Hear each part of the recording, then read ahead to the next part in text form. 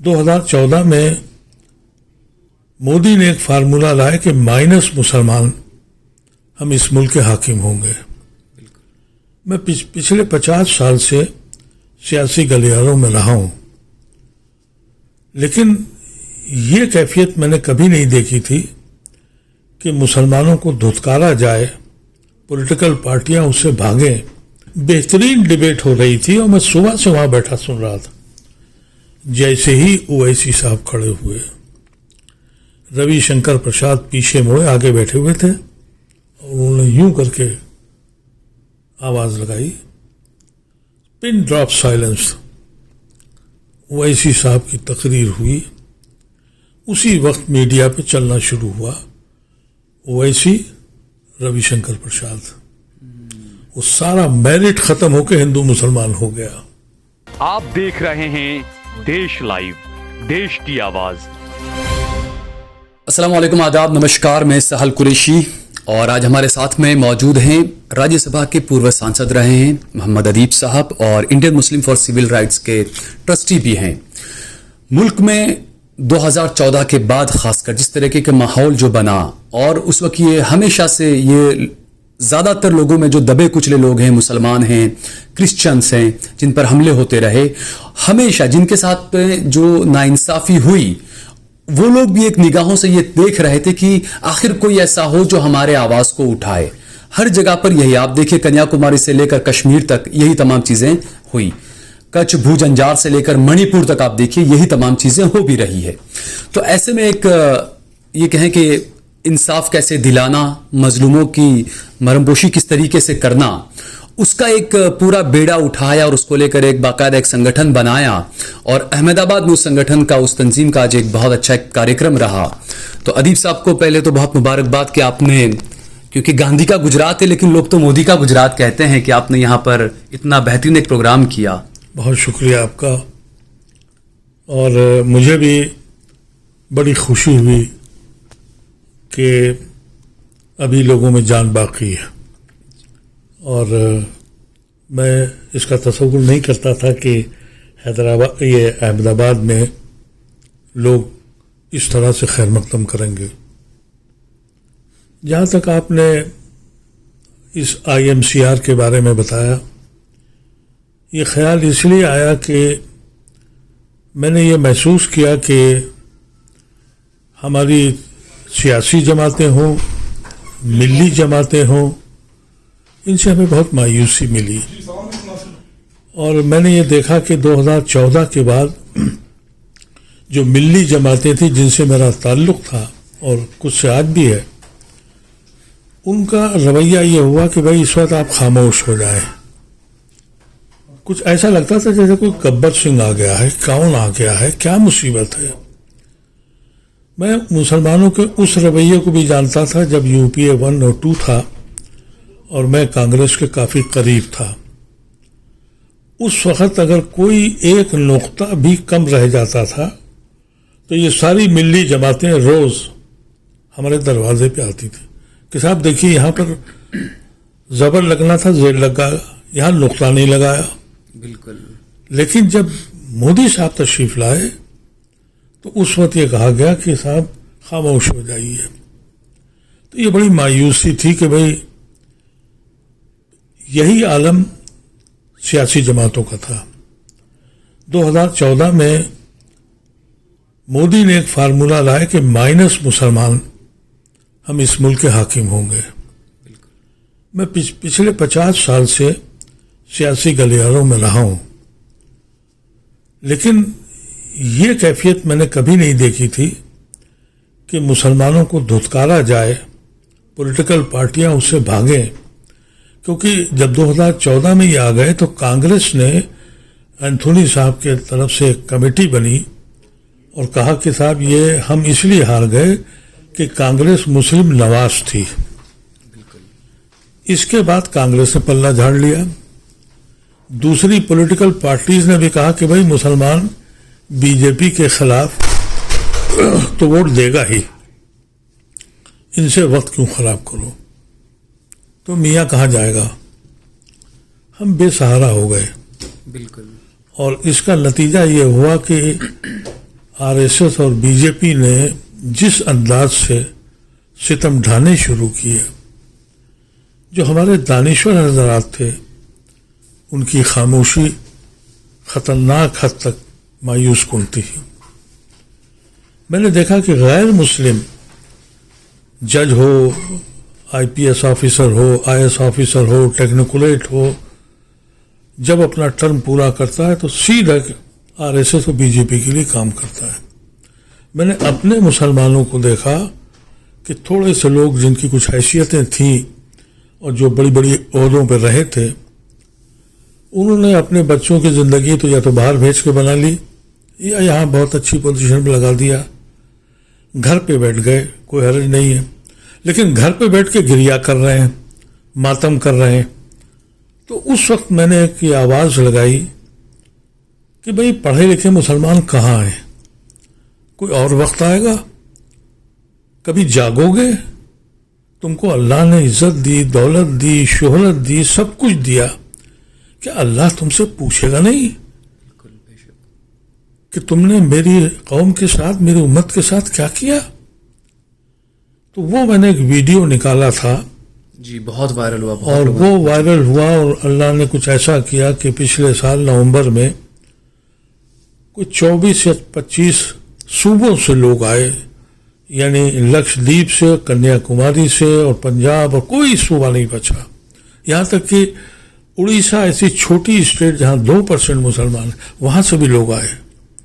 उसमें ब्यूरोक्रेट्स थे, उसमें दानिश्वर थे, उसमें टेक्निकुलेट्स थे, उसमें रिटायर्ड जजेस थे, उसमें यानी वो लोग थे कि जिनमें थोड़ा ज़मीर जिंदा था, वो लोग ही थे वो। जी, वो लोग आए क्योंकि उसमें सियासी लोगों में फारूक अब्दुल्ला साहब आए और अजीज़ कुरैशी साहब जो गवर्नर थे वो व्हील चेयर पे आए, चल नहीं सकते थे। रहमान खान साहब कोरोना में थे, वो पहली बार वो 6 महीने के बाद अपने घर से निकले थे, वो लखनऊ दिल्ली आए, तो हौसला बना। फारूक अब्दुल्ला साहब ने कहा कि भाई ये अदीब का कारनामा है कि इतने लोगों को इकट्ठा किया। मैंने कहा कि मैं 99% लोगों को जानता भी नहीं हूँ, मैं नहीं जानता इन लोगों को, लेकिन एक बात का एहसास हुआ कि जो सीने में मेरे दर्द है वो एक रिक्शे वाले के विषय में। तो मैंने सिर्फ एक आवाज़ लगाई और ये तय हुआ कि मुसलमान मस्जिद के ऊपर इकट्ठा होता है, पर्सनल लॉ पे होता है, लेकिन यहाँ तो सिविल राइट्स का मसला है। तो सिविल राइट्स की बुनियाद बनाकर, क्योंकि यूरोप और अमेरिका से हमारे दोस्तों ने कहा कि हम लोग वहाँ सिविल राइट के नाम से लड़ रहे हैं, और उनके सजेशन पर यह फिर यह तय हुआ कि हम लोग सिविल राइट्स बनाएंगे। तो IMCR जो हमने बनाई, ये मुसलमानों की बनाई हुई तहरीक है, तंजीम है, लेकिन सिर्फ मुसलमानों के लिए नहीं है। इसमें जो भी मजलूम है, ये मेरे दीन का तकाजा है। मेरा अल्लाह ये कहता है, हुक्म देता है कि जालिम के हाथ पकड़ो, और मैं समझता हूँ कि कोई इंसान अगर जालिम को जालिम कहने की हैसियत नहीं रखता तो वो इंसान नहीं, एक बुत है। और कोई इंसान अगर मजलूम के लिए आवाज़ उठाने को तैयार नहीं है तो वो मुर्दा इंसान है। बिल्कुल। उसकी काविशों में हम लोगों ने ये कोशिश की, और उसके बाद मुख्तलिफ जगहों पे हम बम्बई में गए, वहाँ के दानिश्वरों को इकट्ठा किया। हम जलसे आम नहीं करते, और उसके बाद हम लखनऊ में भी किया और हैदराबाद गए, और ये सब जगह लोग थोड़े थोड़े जुड़ते चले गए। आज एक बड़ी टीम वकड़ा की हमारे पास है, और हम लोग सिर्फ ये बताना चाहते हैं मुसलमानों से कि अगर तुम डर गए तो तुम मर गए। बिल्कुल। और अब डरने की ज़रूरत नहीं है। हाँ, इस कॉन्स्टिट्यूशन को बचाना है। मेरा वजूद इस कॉन्स्टिट्यूशन से है, और ये कॉन्स्टिट्यूशन तोड़ा जा रहा है, इसलिए इकट्ठे हो। अच्छा, ये जो डर अदीब भाई जो है लोगों में, क्योंकि आपने आज स्पीच में भी कहा कि नूह में जो हुआ, लोगों के घर जल गए, लोगों के घर के लोग कई मर, लेकिन उसके बावजूद लोग बोलने के लिए आगे नहीं आते। ये डर पूरे हिंदुस्तान में, पूरे देश में हर जगह पर यही हाल है कि जिसके साथ में जिसका घर उजड़ गया, जिसका बेटा मर गया, जिसकी दुकानें लूट ली गई, लेकिन फिर भी वो बोलने के लिए तैयार नहीं होते मीडिया के सामने, अदालत में आकर। देखिए, जो गरीब लोग हैं ان سے ہمیں کوئی شکایت نہیں ہے، اس لیے کہ وہ لوگ آبویس ہے کہ وہ بہت پیچھے ہیں تعلیمی اعتبار سے، ان کو روزی روٹی کا مسئلہ ہے. لیکن جو خوشحال لوگ ہیں جب وہ ڈرتے ہیں تو پھر مجھے بہت درد ہوتا ہے. میں آج 78 سال پورے کر چکا ہوں. جی بالکل. اب میں نے یہ فیصلہ کیا کہ بھائی میں یہاں مروں یا تہاڑ جیل میں مروں. کوئی تنظیم ہو، کوئی تحریک ہو، ساحل صاحب اگر اس میں جنون نہیں ہے تو منزل نہیں ملے گی. بالکل. تو جنون پیدا ہونا چاہیے، اور یہ بات سمجھ لینا چاہیے کہ اس ملک میں ابھی ایک بڑی تعداد سیکولر ہندوؤں کی ہے، ہمیں ان کو سپورٹ کرنا چاہیے. بالکل.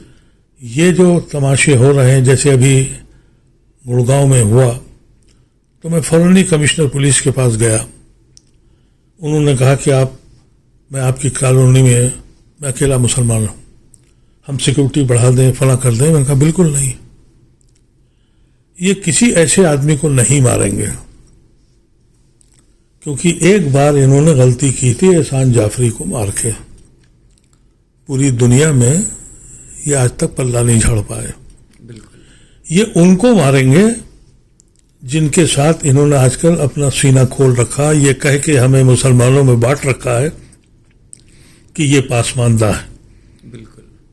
ان کے گھر لوٹیں گے، یہ ان کو رسوا کریں گے.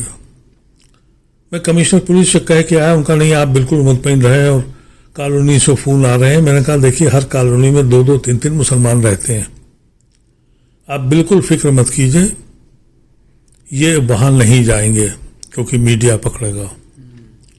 آپ ان بستیوں میں جائیے. 3 بجے میں وہاں سے واپس آیا، لیٹ گیا. 3 بجے فون آیا کہ جو سیکٹر 70 کے بغل میں ایک کلسٹر ہے مسلمانوں کا، بیچارے بہار کے اور مزدور اور غریب جی سارے. اور نہیں، اور بنگال کے، کسی نے نائی کی دکان کھول رکھی ہے، کسی نے گوشت کی دکان، کوئی پنچر بنا رہا ہے، کوئی یہ کر رہا ہے، وہاں آگ لگا دی. پھر میں نے کمشنر سے کہا، ان کا غلطی ہو گئی. وہ کمشنر وہ کیرل کی تھی، لیڈی، آنیسٹ لیڈی. اس نے وہ 4 آدمی پکڑ لیے جنہوں نے امام کو شہید کیا تھا، اس کا ٹرانسفر کر دیا گیا. وہ آفیسر جس نے نوح میں پنچایت جن لوگوں نے بنائی تھی ان کے خلاف نوٹس دیا، اس کا ٹرانسفر ہو گیا. لڑائی بہت بڑی ہے. لیکن اس وقت اگر ہم بحیثیت مسلمان کے 20% کے قریب ہم ہیں، اور یو پی میں تو 23-24% ہیں، اور بہار میں بھی اتنے ہیں، اگر ہم یہ طے کر لیں کہ ہم اپنے ووٹ کو منتشر نہیں کریں گے، اور سیاسی پارٹیوں سے یہ کہیں کہ اب ڈر کے پارٹی چلانے کی ضرورت نہیں ہے. میں نے یہ بات، کھڑگے صاحب نے بھی مجھے بلایا تھا، کانگریس کے صدر، جی. ان سے بھی میں نے یہی کہا کہ اگر آپ یہ سمجھتے ہیں کہ ہمارے بغیر آپ حاکم وقت بنیں گے تو یہ خواب دیکھتے رہیے، کبھی نہیں بنیں گے آپ. بالکل. لیکن ہماری مجبوری بھی یہ ہے کہ ہم اس وقت آپ کے ساتھ آئیں، کیونکہ ہم کو یہ ملک کا آئین بچانا ہے، اور اس آئین سے ہی ہمارا تعلق ہے. ادروائز ہمارا اس ملک سے کیا رشتہ ہے؟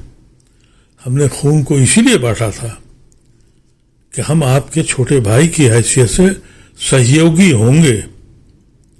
لیکن مشکل یہ ہے کہ اس جو یہ زمانہ بنا ہے، اور میں سمجھتا ہوں کہ میں ایک بات بار بار کہتا ہوں کہ یہ جو موجودہ رجیم ہے، اس نے اتنا بڑا گناہ اور پاپ کیا ہے جو دلوں کو بانٹا ہے. بالکل. فیکٹریاں پھر سے کھل جائیں گی، حالات پھر سے ٹھیک ہو سکتے ہیں، لیکن یہ جو دلوں کو بانٹ دیا ہے، نفرت کی ایک آندھی چلا دی ہے، اس میں کئی نسلیں چلی جائیں گی. بالکل. سن 47 ہم نے دیکھا ہے، لیکن اس وقت کے اکابرین جو لیڈرز تھے انہوں نے 2 4 5 سال میں، مجھے یاد ہے میں اسکول میں پڑھتا تھا، تو میرے دوست کہتے تھے کہ تم یہاں کیوں رہتے ہو، تمہارا تو پاکستان بن گیا. میری سمجھ میں نہیں آتا تھا، لیکن وہ ماحول انہوں نے پورا بنا دیا تھا. اب کون ہے؟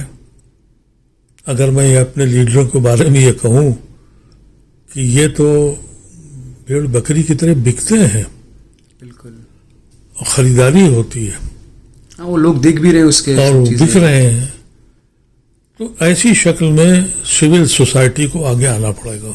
بالکل. لیکن ادیب بھائی، جس طریقے سے آپ نے بتایا کہ بیوروکریٹس کئی ایسے کمشنرز وغیرہ جب بھی ایسا کوئی اسٹیپ لیتے ہیں، وہ جنہوں نے غلط کیا ان کے خلاف کارروائی کو لے کر، لیکن ان کا بھی ٹرانسفر کر دیا جاتا ہے.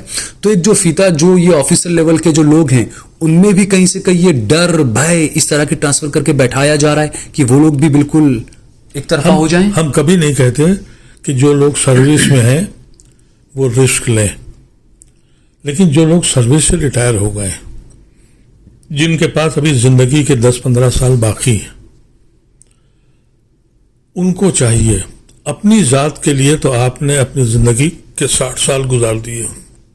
انسان 60 سال اپنے لیے جیتا ہے. اس کے بعد اگر 10 سال 5 سال 2 سال آپ اپنی قوم کے لیے جی، تو شاید میں سمجھتا ہوں کہ آپ آخرت کے لیے بھی کچھ اب کام کر سکیں گے. جی. ایسے حالات پیدا ہو گئے ہیں کہ اچھے لوگ، میں دیکھتا ہوں کہ وہ مجھ سے ملتے ہیں، دعائیں دیتے ہیں، آگے آنے کو تیار نہیں ہوتے. بالکل. یہ بھی کہتے ہیں کہ بھئی اللہ آپ کو سلامت رکھے، لیکن جب ان سے کہو کہ چلو آگے نکل کے دیکھتے ہیں، بالکل، کیوں نہیں ڈیمانسٹریشن کر سکتے، چلو گرفتاریاں دیں. ہاں میں وہی اپنے درشکوں سے بتاؤں کہ جیسے ادیب بھائی خود ہیں ماشاءاللہ، اتنی ایج ہو چکی ہے، ہارٹ کی سرجری 2 بار کروا چکے ہیں، کڈنی کا ٹرانسپلانٹ کروا چکے ہیں، لیکن اس کے باوجود آپ دیکھیے انٹرویو ہو یا اسٹیج پر جب بولنا ہو یا جذبہ کہیں دکھانا ہو، پولیس کمشنر کے پاس خود چل کے جانا، تو جب ایسے اتنی بیماری اتنی سب چیزوں کے باوجود یہ جذبہ دکھا سکتے ہیں، تو جو لوگ ہیں ریٹائر ہو کے آتے ہیں، اچھے ہٹے کٹے ہوتے ہیں، نوجوان ہوتے ہیں، انہیں جو ہے وہ سبق لینا چاہیے. دوسرا ادیب بھائی یہ کہ یہاں پر یہ تھا کہ جو بات ہوئی کہ نفرت کی جو آندھی چل رہی ہے اور تمام چیزیں، حالانکہ راہل گاندھی کو لے کر بھی سوال اٹھ رہے ہیں کہ وہ جو محبت کی دکان کی بات کر رہے ہیں، منی پور میں ان کی محبت کی دکان انہوں نے لگائی جا کر، لیکن نوح میں نہیں آئے. مسلمانوں کے کئی مدعوں پر بتا رہے ہیں کہ وہ بھی اچھا بس وہ ٹویٹ کر دیتے ہیں، باقی زمینی لیول پر مسلمانوں سے ابھی بھی پلہ جھاڑ رہی ہے کانگریس، ایسا لگتا ہے. یہی بات میں نے کھڑکے صاحب سے کہی جو بات آپ نے کہی. جی. میں نے ان سے یہی کہا تھا کہ یہ کچھ چھپتے بھی نہیں اور سامنے آتے بھی نہیں، یہ بند کر دیجئے. ہم نے آپ سے کبھی یہ نہیں کہا کہ ہمیں آپ آسمان لا کے دے دیں. ہم نے صرف آپ سے اتنا کہا کہ ہمارے اوپر جو ظلم ہوتا ہے تو حق بات بول دیجئے. میں آپ سے بیان کروں، پارلیمنٹ میں ایک فساد ہوا روکیلا میں، حفظ الرحمان کھڑے ہوئے اور حفظ الرحمان نے کہا کہ میں نے ہندوستان کے ساتھ اس لیے آیا تھا کہ جب مجھ پہ ظلم ہوگا تو پنڈت نہرو بولے گا. پنڈت نہرو خاموش ہے. پنڈت نہرو اس وقت اپنے کمرے سے بیٹھ کے پروسیڈنگ دیکھ رہے تھے. ان کو خبر لگی، وہ سیدھے پارلیمنٹ میں آئے. انہوں نے کہا مولانا ہم سے غلطی ہو گئی، ہمیں بولنا چاہیے تھا. یہی بات میں سیکولر ہندو بھائیوں سے کہتا ہوں، پولیٹیکل لیڈر سے کہتا ہوں، تمہاری ذمہ داری ہے، بالکل تم کو بولنا چاہیے. ہم نے اس ہندوستان کا تصور کیا تھا، بالکل. اور اس ہندوستان میں یہ جو لیڈر ہو رہے ہیں، جہاں تک راہل گاندھی کی بات ہے، کانگریس سے کچھ اختلافات میرے ایسے ہی ہو جاتے ہیں. آپ کے لیڈر اور میرے بھائی احمد پٹیل میرے بڑے عزیز دوست تھے، وہ مجھ سے کہتے تھے یار ادیب بھائی تھوڑا خاموش رہا کرو. میں نے کہا یہ تو سیکھا نہیں ہے میں نے علی گڑھ سے پڑھا اور زندگی میں کبھی بھی اصول پہ کمپرومائز نہیں کیا. کیونکہ جب یہ ہوا یہ کہ جب راہل گاندھی نے، وہ پہلے لیڈر تھے کانگریس کے جنہوں نے نہرو کے بعد RSS سے ڈائریکٹ ہیڈ آن لیا. بالکل. تو میں نے ایک مضمون بھی لکھا اور بیان بھی دیا کہ مجھے آج خوشی ہوئی کہ نہرو کے خاندان کا ایک آدمی کھڑا ہوا ہے. بالکل. کچھ دن کے بعد وہ مدھیہ پردیش جا رہے تھے. کمل ناتھ صاحب نے یہ کہا کہ صاحب یہ شیو بھکت ہیں, اگر وہ رام بھکت ہیں تو یہ شیو بھکت ہیں, اور یہ جنیودھاری برہمن ہے. میں نے اسی وقت بیان دیا کہ ان کی ماں کرسچن, ان کے باپ پارسی ہے, یہ برہمن کہاں سے ہو گئے, اور کانگریس کیوں یہ تماشے کر رہی ہے. بالکل. اس کو ضرورت ہے کہ راہل گاندھی کے رگوں میں کس کا خون دوڑ رہا ہے. ہاں, یہ دکھانے کی ضرورت ہے, سیدھی بات ہے. رات کو احمد بھائی نے بلایا, ارے ادیب بھائی کیا بولتے ہو. میں کہا سمجھائیں ان لوگوں کو, یہ ہمارے اکابرین کی یہ خواب پورا نہیں کر رہے ہیں.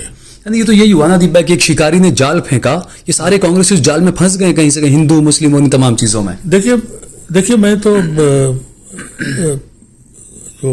بتاؤں آپ کو کہ یو پی میں ان کے پاس 5 سے 6% ہندو ووٹ ہے,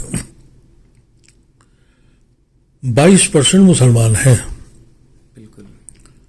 وہ سب طرف دیکھ رہا ہے. اکھلیش یادو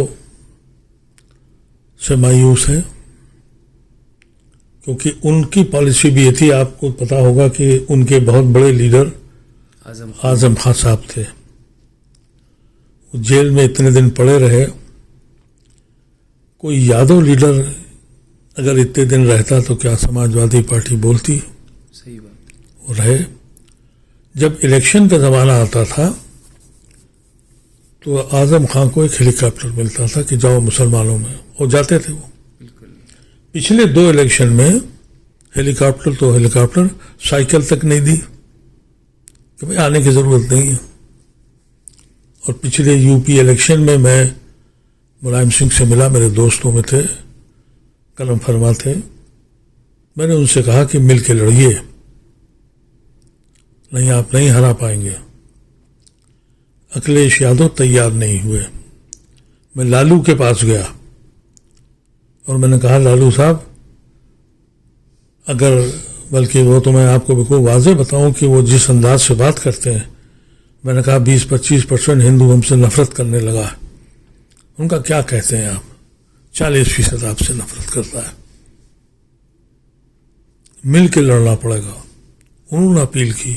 میں کلکتے گیا اس بیماری میں, لیفٹ کے لوگوں سے ملا کہ خدا کے واسطے یو پی کا الیکشن مل کے لڑ لو. لیکن اکھلیش یادو کو یہ غلط فہمی تھی کہ میں چیف منسٹر بن رہا ہوں. اس وقت میں نے مسلمانوں سے کہا کہ اگر یہ مل کے نہیں لڑتے تو ایک الیکشن چھوڑ دو, نہ ووٹ ڈالو نہ کھڑے ہو. تو پھر میرا مذاق اڑا, میرے ہی بھائیوں نے اڑایا کہ بھئی خود تو پارلیمنٹ ہوا ہے, اب مر رہے ہیں تو ہمارا حق چھین رہے ہیں. لیکن ہندو دانشور کلدیپ نیر صاحب حیات تھے, انہوں نے مجھے فون کیا کہ وہ میرا بیان کہیں چھپا تھا. ان کہا بھائی کیا الٹی سیدھی باتیں تم بولتے رہتے ہو. میں نے کہا کلدیپ بھائی میں نے کیا کہہ دیا. بھائی یہ کیا کہہ دیا کہ مسلمان الیکشن سے ہٹ جائے. میں نے کہا میں نے اس لیے کہا کہ اگر آپ لوگ مل کے ہندوستان کو بچانے کے لیے نہیں تیار ہیں, ہماری گردنوں پہ الیکشن کیوں کر رہے ہیں آپ. بالکل. چیف منسٹر اکھلیش بنیں گے یا چیف منسٹر یوگی بنیں گے, جو بھی بنے, ہماری گردنوں پہ. تو ہم کیوں حصہ لیں اس میں. ایک الیکشن روزی روٹی پہ ہو جانے دیجیے. تو ان کا الفاظ تھے کہ کیا ہمیں 1000 سال پیچھے بھیج دو گے. ٹھاکر بنیے سے لڑے گا, بنیا پنڈت سے لڑے گا, اور پنڈت دلت سے لڑے گا, ہم 1000 سال پیچھے چلے جائیں گے. وہ دانشور تو سمجھ گیا, لیکن مسلم دانشور نے میرا مذاق اڑایا. اور اگر یہ لوگ مل کے نہیں لڑتے, IMCR کی طرف سے میں ہر پارٹی کے پاس جا رہا ہوں کہ آپ مل کے لڑیے. تو 2024 کے لوک سبھا الیکشن کو آپ کیسے دیکھتے ہیں ادیب بھائی؟ کیا ماننا ہے آپ کا؟ کیا ہوگا؟ انڈیا دیکھیے، اگر یہ لوگ مل کے لڑتے ہیں، اور مجھے ایک بات اچھی لگی اور میں نے سنی ہے کہ راہل گاندھی کا ذہن صاف ہو چکا ہے، ان کی پرائرٹی اس سرکار کو بدلنے کی ہے۔ اگر یہی پرائرٹی ہر پولیٹیکل پارٹی نے لے لی تو 24 میں بدلاؤ ہو سکتا ہے، تو بدلاؤ یقینی طور پہ ہوگا، اور ہمارا مسلم ووٹ بھی منتشر نہیں ہوگا۔ مجھے بہت تکلیف ہے، لیکن کہنا پڑتا ہے کہ مسلمان سوچنے سمجھنے کی صلاحیت کھو بیٹھا ہے۔ وہ اکثر مجھے میرے واٹس ایپ پہ لکھتے ہیں، مجھے ٹیلی فون کرتے ہیں، میرے فیس بک پہ لکھتے ہیں کہ آپ بہت اچھے آدمی ہیں، آپ اویسی کے ساتھ کیوں نہیں آتے؟ میں کیسے سمجھاؤں ان کو کہ اگر میں مسلم پارٹی کی حمایت کروں گا تو مجھے وشو ہندو پریشد کی مخالفت کرنے کا کوئی حق نہیں ہے۔ لیکن ادیب بھائی، یہ سوال بھی اٹھتے ہیں کہ جب انڈیا، اب اس کے اندر اب مایاوتی، ممتا، اکھلیش، ان سب کو شامل کیا جا سکتا ہے، کانگریس اگر ان کے ساتھ بیٹھ سکتی ہے تو کانگریس کو اویسی کے ساتھ میں بیٹھنے میں کیا پریشانی ہے؟ دیکھیے، ایسا ہے کہ گجرات کا جب بہار کا الیکشن ہوا تھا، اسرار الحق قاسمی صاحب میرے پاس آئے اور انہوں نے کہا کہ میں جو ان کا جو علاقہ ہے، کیا کہلاتا ہے وہ سب مسلم بیلٹ ہے، ہاں مسلم بیلٹ علاقہ جی، پورا، انہوں نے کہا کہ کشن گنج، کشن گنج تو ہے لیکن وہ پورانچل ہے، کیا جی، تو انہوں نے کہا کہ میری ہر سیٹ پہ وہ ایسی لڑ رہے ہیں اور ہم سب ہار جائیں گے۔ تو میں نے کہا وہ اسی سے بات کریں گے۔ آپ یقین کریں کہ میں ان سے ملنے گیا، وہ ملے نہیں مجھ سے۔ اچھا، اور میں نے ان سے یہی کہا کہ بھائی کسی صورت سے مل لو۔ شرد یادو کے گھر پہ میٹنگ ہوئی، غلام نبی کانگریس کی طرف سے تھے، میں نے وہاں یہ کہا کہ 3 سیٹیں ان کی بنوا دیجیے، دلوا دیجیے ان کو۔ لیکن اویسی صاحب کے ساتھ ایک پرابلم ہوئی۔ میں نے ایک خط ان کو لکھا تھا جو بہار الیکشن میں، جس کو بعد میں وہاں کی امارت شریعہ نے اس کی 1 لاکھ کاپیاں کی تھیں، اور اسی میں ان کے سب کینڈیڈیٹ ہارے تھے۔ میں نے اس خط میں ان کو لکھا تھا کہ آپ بہت لائق پارلیمنٹیرین بھی ہیں، بہت اچھے اسپوکس پرسن ہیں، بہت اچھے مسلمان بھی ہیں آپ۔ مجھے ڈر لگ رہا ہے کہ میڈیا کے شکار ہو گئے آپ۔ میں نے شہاب الدین کو برباد ہوتے دیکھا، اور میں نے عارف محمد خان کو برباد ہوتے دیکھا۔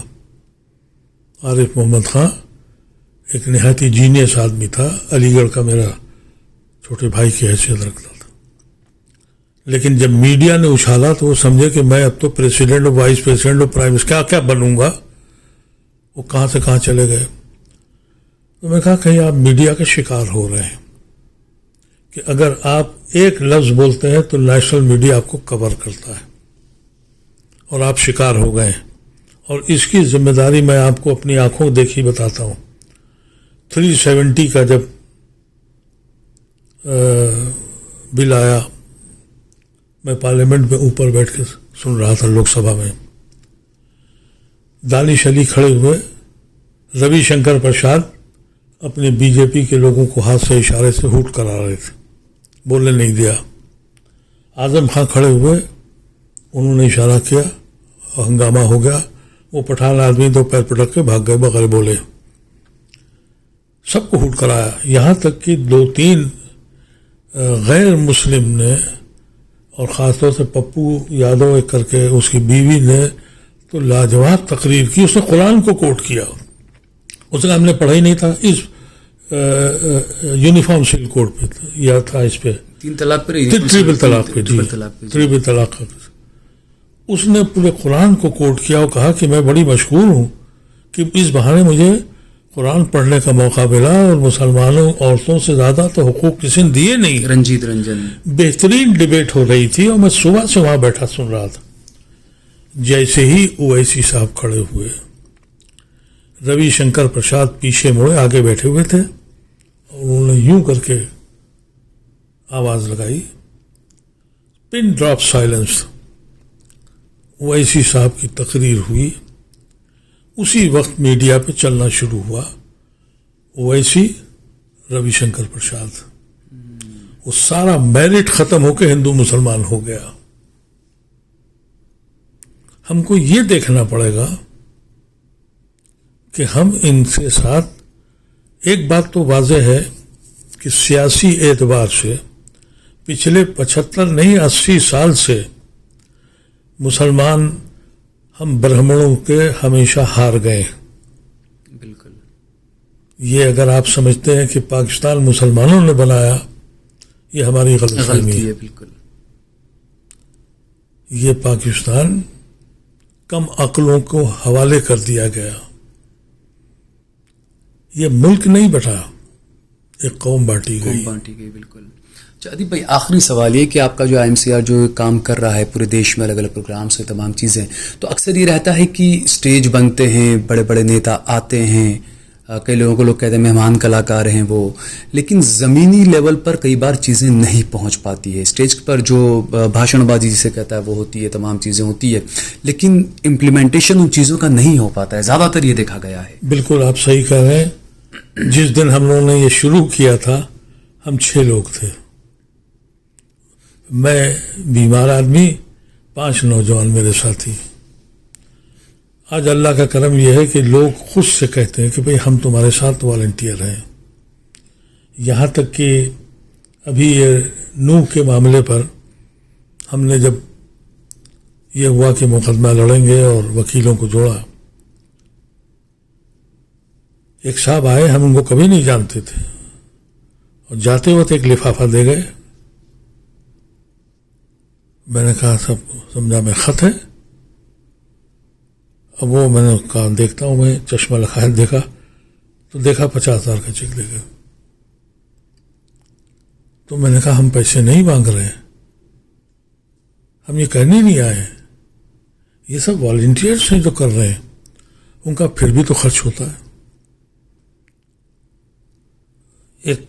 एक पहले मैंने कोशिश की थी कि मीडिया को किया जाए,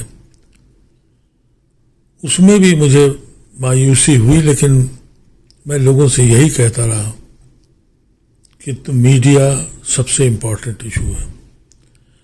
अब आप लोग जो काम कर रहे हैं, अगर आप लोग ये काम न कर रहे होते तो फिर इस मुल्क में कोई किसी से वाकिफ ही नहीं होता, हक़ाइक़ सामने ही नहीं आते। तो मैं समझता हूं कि 2 इश्यूज हम लोगों ने लिए हैं कि अगर अल्लाह ने कभी इस हैसियत से किया कि ये जो मीडिया जो आप लोगों का है उसको प्रमोट किया जाए, और वो ऑनेस्ट मीडिया हो, वो ना हिंदू मीडिया हो ना मुस्लिम मीडिया हो, बिल्कुल एक ऑनेस्ट मीडिया।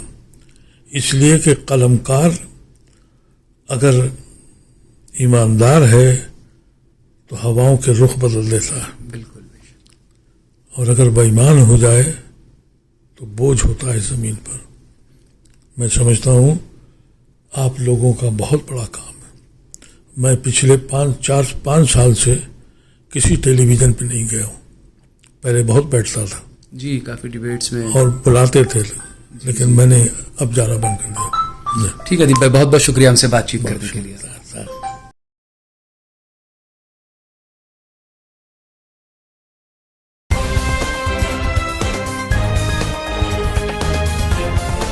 देश और दुनिया की तमाम छोटी और बड़ी खबरों के लिए हमारे चैनल को सब्सक्राइब करना न भूलें और बेल का बटन जरूर दबाएं।